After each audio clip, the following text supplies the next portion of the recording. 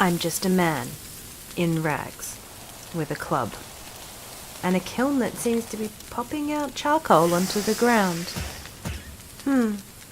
What is this?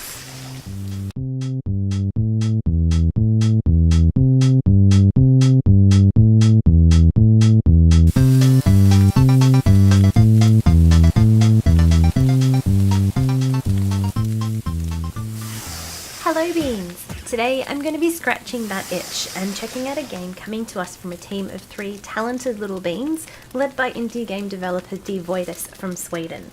The game we're checking out is currently available in a really early alpha test demo. It's playable as at that stage on itch.io, and at the moment it's free to download and play. As always though, if you do like the gameplay so far and think it would be good to see this development continue, please help support the developers, whether that's by telling your friends and spreading the word, or if you're able to buy them a coffee and donate to their cause, I'm sure that would be really appreciated too. So what is this game? Well, it's called Valheim, and it's a Viking-themed survival game. It's all about exploration, fantasy, and adventure, and it's all inspired by Nordic Viking culture and Norse mythology. The game itself is already playable multiplayer with vast procedurally generated maps, although you can share the world seed for others to play along. You start in the centre of the map, and as you explore the world, the game difficulty increases. But so do the rewards. As with all games, we start with character creation. At the moment, there's limited options and no gender controls, however it is a positive that we already have some sliders in place, as it gives me such hope that there's going to be an expanded set of options in the future. We tried the game out in multiplayer. We did have a couple of issues getting the server set up and letting us connect, but there was nothing that we couldn't sort out within a few minutes. I'm just super impressed that for a game that's in such an early stage of development, we can actually play multiplayer at all. So often it's left as a future development item. It's a wish list item, instead of being able to focus on how co-op would affect everything right from the beginning. A word of warning though, it's definitely PvP multiplayer. And you can and probably should set your teammates on fire.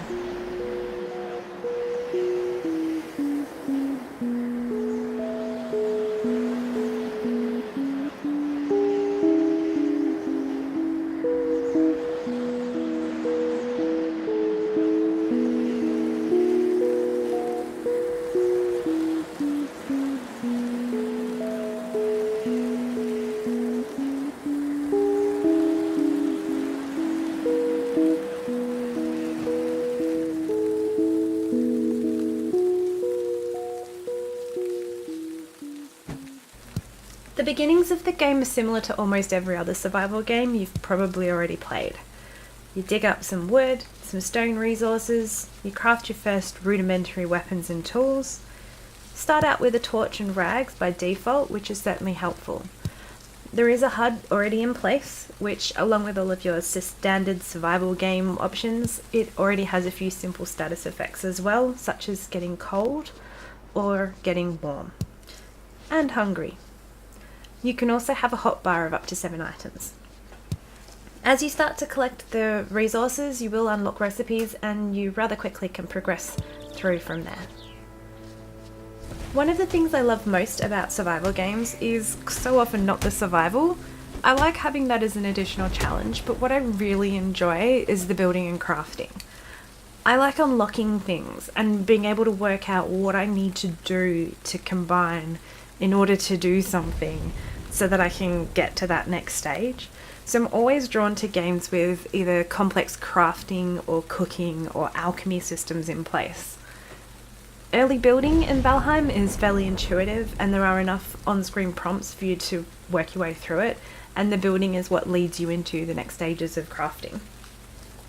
The first thing you're going to find yourself crafting is a workbench, and that then unlocks all of your basic building pieces.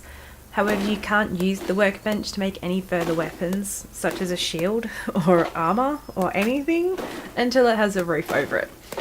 I have to say, I did find myself thinking at this point that, oh my god, I would love to have a separate foundation piece as well as a floor. and that way the workbench could have a requirement that it must be placed on a foundation. That way we could start to map out where we want our house to go before we place the workbench, and then have the requirement to build the remainder of the house around it.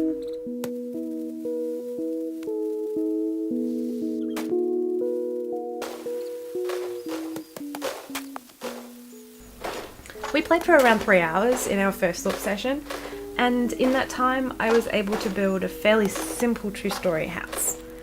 It was certainly intuitive, although I wouldn't necessarily say it was easy, as there are times when the mechanics just don't feel as fleshed out, which is perfectly fine and to be expected given the game is only a few months into the playable part of development. I mean, after all, the Twitter account for this developer has only been around since February this year, in relation to Valheim at least.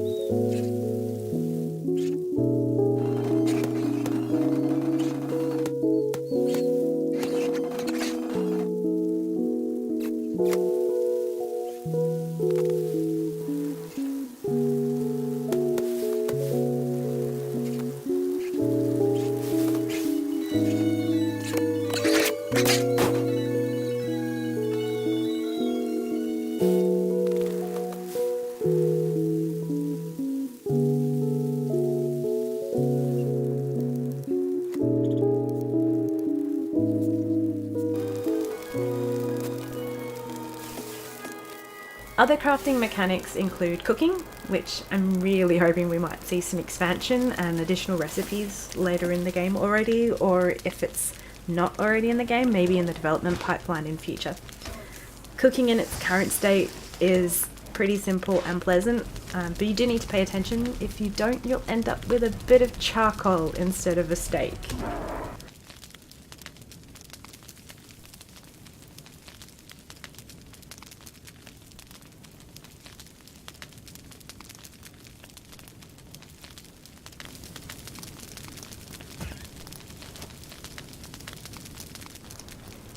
The other thing that you need to be really careful of with the cooking mechanic is to not set yourself on fire, because it is a mechanic in the game, and if you happen to step into the fire while you're cooking, you'll end up in flames.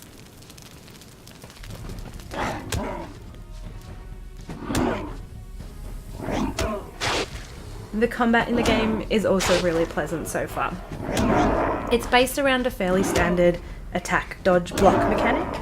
But the enemies are pretty relentless early game.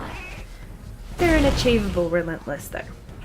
They may not be particularly difficult on their own, or in twos, sometimes threes, but if you get overwhelmed by them, you'll probably die. I did.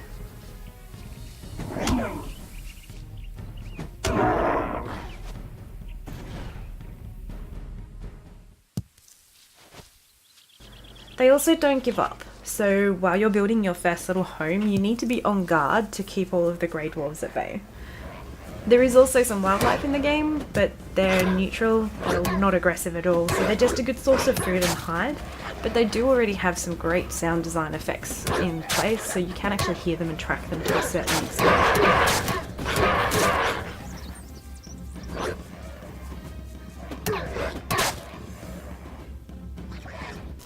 Against other enemies though, you'll probably die a death of dying. When this happens, you do lose your possessions, but you can, if you were paying attention to where you were when you died, recover your items by finding your gravestone. There's no marker that I could see for it yet though, so yeah, pay attention, beans.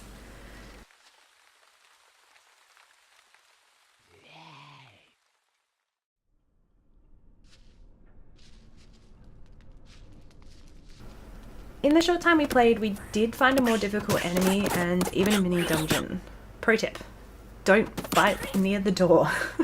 I kept going back and forth through the dungeon door because I was too close.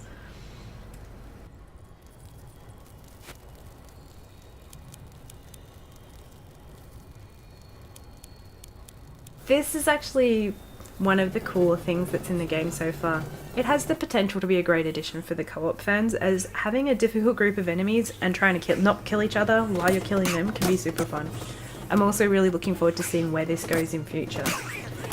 At the moment you do need to find the dungeons in order to continue progression, as this is where we found our circling cores, which allowed us to make kilns and smelters and continue that crafting progression.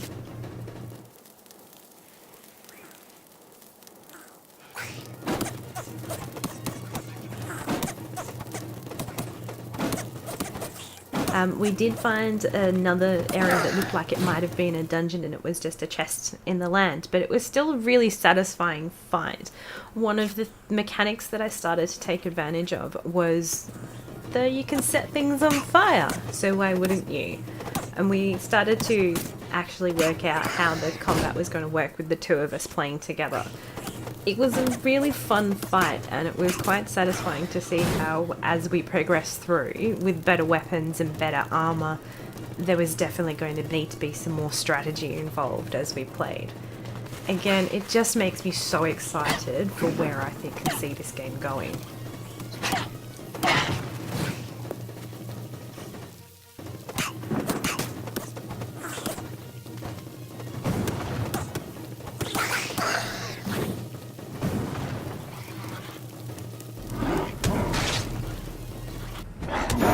Scattered throughout the world, you'll also find runestones and places of magic. These locations gave us additional resources. I'm not certain if this occurred through sacrifice as we were killing things nearby, or if they were location based. When you get near them, they spawn the resources. Different ones seem to feel a little different, so it might even be that both types exist.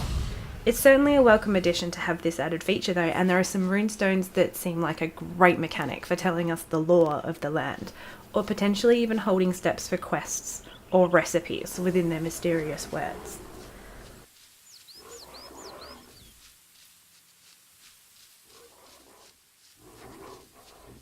The game itself, even in the early stages it's in, is still gorgeous. It plays really well and it's really smooth, although admittedly it's not optimized at all right now. For transparency, I can play games like Ark Survival Evolved or Conan Exiles on epic ultra give me everything oh my god graphic settings, and my PC doesn't die or stutter. With that said though, the attention to details I'm seeing already and the amazing screenshots that are being shared by the developers through their website give me such hope for the final state of this game. I can only imagine how much more beautiful it's going to get as the efforts continue and the community grows. There's already a relatively active community forming, and the response from the few people I've seen play the game or spoken to about it definitely give me high hopes for the future. Overall, 10 out of 10, I would recommend checking this one out. And if you're a fan of survival games or of Norse mythology games and you're willing to try something new, definitely give it a go. I can still see myself putting in a few more hours at least in the game in its current state, and I'll be keeping an eye on this one for updates. I cannot wait to see this game succeed. If you're interested in checking it out, I'll be leaving some links in the description below for the Twitter account, the game website, and where you can find the game on itch.io. If you've already played the game, let me know in the comments, what was the hardest enemy you encountered whilst playing? And what features are you most looking forward to as this game is worked on? Thanks for listening to me scratch that itch. If you liked the video, please remember to like and subscribe to the channel for more content. Or you can find me on Twitch at twitch.tv/Danafe. Until next time, beans, remember, lurking is loving.